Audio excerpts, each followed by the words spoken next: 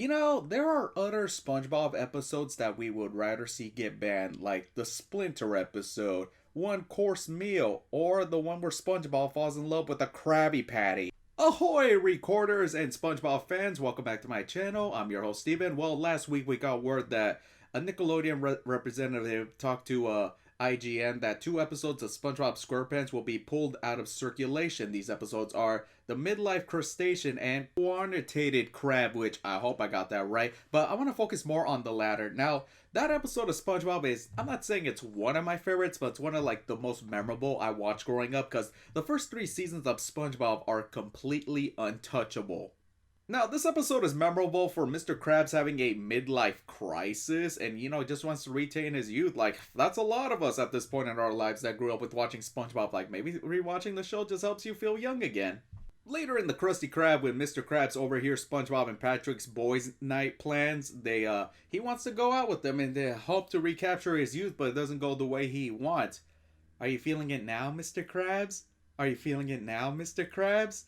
Are you feeling it now, Mr. Krabs? Hey, that part was always funny. The controversy surrounding this episode was when, towards the end, Mr. Krabs wants to go home, and then Patrick tells him, I guess you're gonna miss the Panty Raid.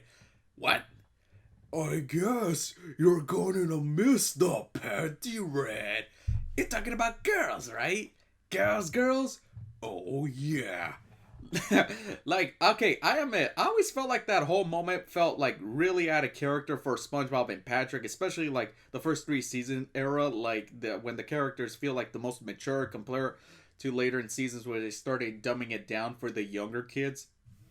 But then again, doing something like a Panty Raid, that sounds like something, immature boys would do, which plot twist where we find out that the woman's house is Mr. Krabs' mom, and then she sends him to his room so he can recapture his youth was, that part was just always funny to us.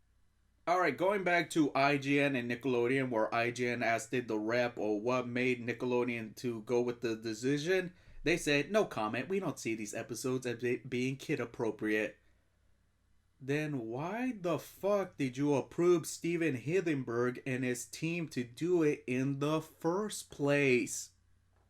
Well, when you look back at all the classic cartoons you grew up with, there will be so many episodes that would be banned today. I mean, the adult humor is there for the parents that are forced to watch the cartoons with their kids for something for them to enjoy as well. Now, based on how Nickelodeon said that they're not kid appropriate, then you might as well ban almost every episode of Avatar: The Last Airbender, because there were so many moments that were not kid appropriate, which, come on Nickelodeon, what the hell's wrong with you?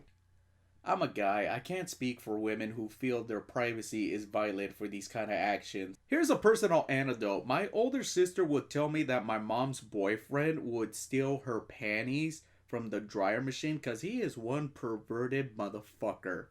On a final note, there's not a lot of justifiable motive for this episode to be banned. SpongeBob has a long, enduring legacy that can never die, and we're always going to talk about it. Thank you for tuning in, recorders. Please comment down below your thoughts, give me a like, hit that subscribe button, and catch you next time!